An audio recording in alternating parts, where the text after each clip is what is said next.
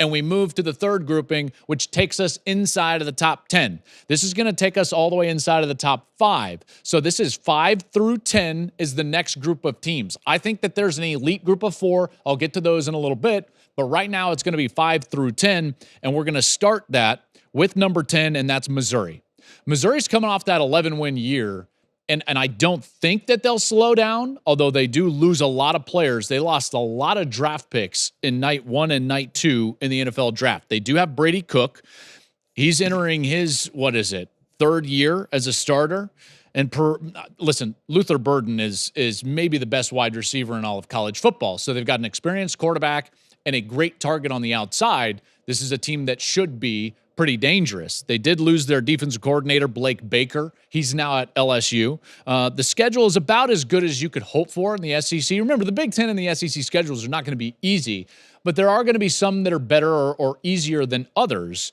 They avoid Georgia, Texas, and Ole Miss. You might be seeing those teams here in the next 9 slots. Number 9 is Penn State. Abdul Carter moving to the edge to be more of a pass rusher could spell doom for a lot of quarterbacks in the Big Ten. They get a new offensive coordinator. Remember now, and I know they lost Manny Diaz, and they lose Manny Diaz, and that's a problem. But whether it was Brent Pry or Manny Diaz, they play quality defense under James Franklin, and all they need to do is fix their offense a little bit. So now Tom Allen, the former head coach at Indiana, comes in to run the defense as the coordinator, and Andy Kotelnicki comes from Kansas as the offensive coordinator. I like that a lot. I think Kotelnicki is a really good coach. This was the year that Penn State has circled for a long time. Drew Aller, 3rd year. Nick Singleton, 3rd year. Katron Allen, 3rd year. Abdul Carter, 3rd year. This was a recruiting class that they felt like could get them back to the playoff. Now, that was a playoff that they thought was going to be 4 teams. Now it's 12, and I think most assuredly they are a playoff contending team. And then you look at the schedule and you're like, my goodness, this sets up so favorably for Penn State. They could find themselves in the Big Ten championship game, in particular with no divisions, because Michigan's schedule is insanely difficult as a Big Ten schedule goes. And here's Penn State. They don't have to play Oregon, and they don't have to play Michigan. They have really struggled with Michigan and Ohio State. Everybody else they've handled just fine. And so you can look at their schedule and you could easily put them as potentially an 11-1 team and vying for a spot in that Big Ten championship game. At number 8, Michigan, and they get the benefit of the doubt over Penn State because they have handled Penn State physically over the last couple of years. The defense is going to be incredibly good. Again, they are so good up front. It's the best defensive tackle core in America. Mason Graham, Kenneth Grant. They've got good players on the outside. Will Johnson's probably the best corner in the country, arguably. That defense is going to be stout. There's no doubt. They've got Donovan Edwards back at running back. They've got to figure out what's going on at quarterback. But let's remember, and I said this a bunch when I talked about Michigan after their spring game, it doesn't feel all that different. Everything is the same, and yet everybody is different. I get it. New head coach, new coordinator, new strength coach, new quarterback, all these things. And yet it's just kind of business as usual because all of those people are promoted from within, running the same systems. So if you're a player at Michigan, you're speaking the same language, you're doing the same things, your structure is the same, and the standard is the same. Nothing has changed for the players, and us on the outside, we look in and say everything is different. So it's a little bit of an interesting dichotomy, if you will. That schedule, I've mentioned it a couple of times, doesn't do them any favors. There's no doubt. They've got Texas in week 2. We will be there. Big noon Saturday. Big noon kickoff is going to be live in Ann Arbor for that game. Texas week 2. USC in week 4. Then they've got to travel in a national championship game rematch and face Washington in October. They've got Oregon in November in the Big House, and then they've got to face Ohio State in the shoe to finish the year. That's ridiculously difficult. The only one that's maybe more difficult is OU. So Michigan has a lot to prove. Is it going to be Alex Orji, Davis Warren, maybe Jack Tuttle at quarterback? They're going to have to figure that out as they move forward. This is an interesting one, is Alabama. Alabama's a 7. Truth be told, this was a bit of a yo-yo placement with Alabama. I felt like this was the hardest placement of any team in the top 25. Everybody else I could make an argument for. They made sense in my head. You might not agree with them, but I think that you can make an argument for everything that I'm talking about. Alabama was more difficult, though. In one case, a program loses Nick Saban, and then they have the exits in the transfer portal that they did, and you think to yourself, no way. No way. You can't maintain that standard. My brain is telling me that there's no possible way that you can replace the greatest coach that our sport has ever seen and just continue on as usual. That's going to be insanely difficult. So there was a big part of me that wanted to move Alabama outside of the top 10. They're missing Nick Saban. They don't have a lot of experience in the secondary, which was his MO. How is this system under Kalen DeBoer going to react with their quarterback, Jalen Milroe? I don't know. These are giant question marks, folks. And then I yo-yoed them right back inside the top 10. Why?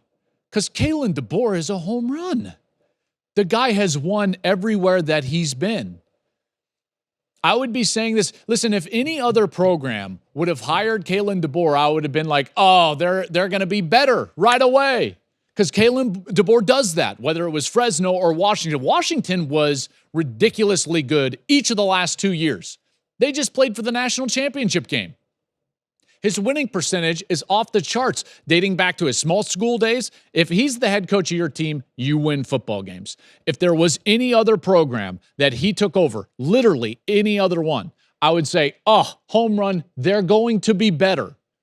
But it's Nick Saban and it's Alabama. It's hard to get better when you've been the standard in college football for the better part of a decade. It's just hard. It's just hard. But I did yo-yo them right back inside the top 10, and they landed at 7. They're outside of my top grouping of 4. They're outside of these next couple of teams, which I thought just had too much. And you might disagree with me because I think that my next 2 selections above Alabama are probably going to be the 2 most controversial selections in my top 25. Number 6, Utah. Death, taxes, Utah football. Folks, Utah is the most overlooked program in America. That's fine by Kyle Whittingham. He doesn't care. He does not care if anyone talks about him. He doesn't care if anyone talks about his program. They are just tough, hard-nosed, good football players. They had a horrendous year of injuries last year. Horrendous. They couldn't keep anybody healthy. And now here we go, Cam Rising back. Literally his 82nd year in college football. Obviously, that's an exaggeration. But you have to look at the history of Cam Rising at Utah. The last 2 years that he was the quarterback at the University of Utah, what did they do? They won the Pac-12 and went to the Rose Bowl. That's what his standard is. Utah is going to be an elite football team. This team is the class of the Big 12. They got killed by injuries, including Brant Keithy, the wide receiver group. They had guys playing out of position. Kyle Whittingham is going to be back. They'll be healthier. Rising will be at quarterback, and their schedule sets up for success. Their hardest games at Oklahoma State. They've got home against Arizona in a back-to-back. That's, I think, late September in that one. And then they've got to go to Colorado and to UCF. Utah should win the Big 12, and they'll be in the playoff, and they'll have a top 4 seed in the playoff. So, wrap your heads around that. Utah most likely at the end of the year is going to have a bye and a top 4 seed in the college football playoff. They're the best team in the Big 12. Cam Rising back, Kyle Whittingham. I don't know how much longer Kyle Whittingham is going to go, but immediately now that they're in the Big 12, the toughest place to play in the Big 12, Salt Lake City. All due respect to Stillwater, because Oklahoma State and Mike Gundy, I love you. You guys have been fantastic for a long time. Utah is immediately the toughest place to play in the Big 12. Utah is number 6. Number 5, Ole Miss. Jackson Dart back for his 3rd year under Kiffin as starting quarterback. Kiffin, he's become a bit of the portal king, if you will. He loaded up. Trey Harris will pair with South Carolina transfer Juice Wells out at wide receiver. The schedule is backloaded. I know that they miss Quinshon Judkins who's going to be on a team up in the top 4. But it's backloaded, and it's not that bad of a schedule. OU and Georgia both at home, and a road game at LSU. So like they don't have to run through the SEC gauntlet like, let's say, Oklahoma does. So their schedule, I think, is beneficial. That's a really talented team. They've recruited at a high level. They're coming off a big season last year. I've got Ole Miss in my top 5. At number 4, and now we go to our elite teams. I have a line now. Boop.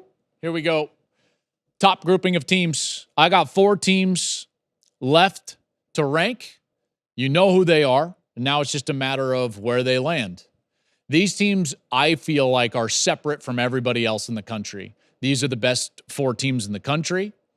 I'll be really surprised if one of these 4 teams doesn't win the national championship. Start at number 4, Oregon. Oregon with Dylan Gabriel is a real good fit in Will Stein, the offensive coordinator's system. He's got 49 starts in his career already, which means by the end of this thing, if he stays healthy, he's going to beat Bo Nix's record of 61 starts by a quarterback in college football. Lanning is building a powerhouse. Dan Lanning, if I had to buy stock in one coach in America, it would be Dan Lanning. He's young. He's going to win. He clearly likes where he's at because he had opportunities to go to some of the biggest places in the country, i.e. Alabama, and he didn't. He stayed in Eugene, which means he likes it there. His family likes it there, and he has the resources to win. Every coach is dying to be at a place where they've got resources to acquire talent. That's the new day and age in college football, and Dan Lanning has that at Oregon, and he feels like he can win there, and you know what? I'm going to trust that. If I had to buy a stock in a coach, it would be Dan Lanning. Recruiting, off the charts, high school as well as transfer portal. Number 3 high school class, number 2 transfer class in 2024. They added the A&M wide receiver Evan Stewart to replace Troy Franklin. Tez Johnson may be the best slot receiver in the country. Running back Jordan James, he could be a breakout star next season. Oregon's going to be a problem. They're going to be a problem, and I believe that they're, at this point, the second best team in the Big Ten. Number 3, Texas. Texas is going to be damn good, folks. Quinn Ewers back for his 3rd season as a starter, so he's going to be more developed. I think, and I was there in the spring, Big Noon conversation with Steve Sarkisian coming up this summer, and I got to see them practice. Quinn Ewers is firmly entrenched as their starting quarterback. I know from the outside, people are going to talk about Arch Manning. Quinn Ewers, he in a large sense is the reason and the epitome of this resurgence back to the top of college football. And I think he's going to have a big year. In fact, I think he's your odds-on favorite for the Heisman Trophy. In a lot of ways, I think he and Carson Beck at Georgia will start the year as kind of that. They have to replenish that wide receiver group through the portal. So Isaiah Bond from Alabama, Matthew Golden from Houston, Silas Bolden from Oregon State, all really good players. 2 5-star young players. Jonte Cook, Ryan Wingo, Baxter is back in the backfield, Jaden Blue. Their offensive line is likely the best offensive line in the country. They were good on defense. Like, Texas is going to be good. They're going to have to replace Byron Murphy and Tavondre Sweat. And they've got to improve in the secondary. Those are your areas of concern with Texas, but that's no doubt a top 4 team in the country. At number 2 is, there's only 2 left, Georgia. I'm going to go Georgia. And I debated this at the top a lot. So you know who number 1 is going to be. Just go ahead and put them up, and I'll talk about them both. Ohio State's going to be number 1 for me. Georgia's going to be number 2. Here's how I landed on this. I wanted to go with the incumbent quarterback, Carson Beck. I really did. And I couldn't argue. I couldn't make up for the fact that Ohio State's roster is the best roster in the sport. What they did this offseason in a lot of ways is unprecedented. Keeping the talent that they had off of their own roster, acquiring talent not only through high school recruiting, but also through the portal. The biggest question is going to be their quarterback situation, and I get it. Like, how do you put them number 1? But to me, they can be number 1. So let's start with Georgia really quickly at number 2. Carson Beck, I think he's going to be a Heisman frontrunner along with Quinn Ewers, like I just talked about. There's never going to be a question at Georgia with talent. Their last 5 recruiting classes have all been in the top 4, with a couple of those as being number 1. The front 7 is going to be great. It's always great. Michael Williams is terrific off of the edge, likely a first-round pick next year. Malachi Starks at safety. He's maybe, along with Will Johnson, one of the best defensive backs in the country. They're 46-2 in their last 48 games. That's ridiculous. Them and Michigan have just dominated the sport over the last couple of years. Their schedule, though, is tough. Okay, so Georgia doesn't get any favors because they've got to open with Clemson, who's in my top 15. That's in Atlanta. Road game against Alabama, Texas, and Ole Miss, and a home game against Tennessee. So they've got to face Texas, Alabama, and Ole Miss. So the 2 other best teams in the SEC, 3 other best teams in the SEC, all top 10 teams, they've got to go on the road.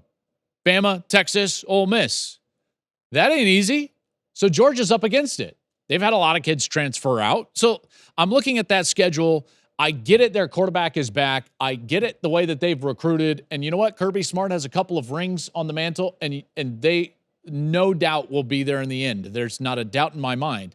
But the offseason that Ohio State had and the roster that they're going to put on the field, to me, makes them number 1. I'm going to start with Ohio State, not on the offensive side, but the defensive side. The defense for Ohio State is what makes them the number 1 team in the country, because they will be the best defense in the country. I think that Ohio State is going to have as good of a defense as we've seen in a long time, maybe all the way back to the 2021 Georgia team.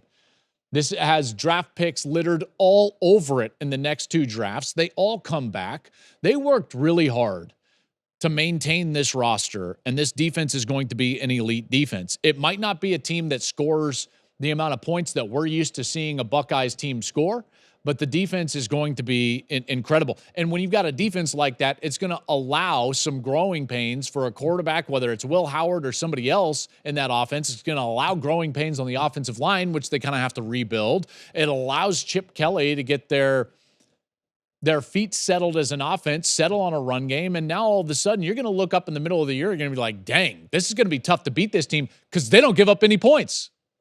The defense is going to be incredible. They had 11 key players decide to pass on the NFL. 11 to pass on the NFL and come back and make a run at a title. 8 of those players are on defense. Chip Kelly's effect on the run game cannot be overlooked. It's one thing that I feel like I don't want to say they've struggled, but they have not reached their potential in terms of a run game over the last couple of years, maybe since Trey Sermon ran wild in the COVID year. And Chip Kelly will fix that. They're going to be a better run team. He runs the ball effectively everywhere that he's been. He's happier than he's been in a long time. Loved spending time with him when I did that spring game up in Columbus. And he's got the best backfield in the country. Travion Henderson, Quinshon Judkins.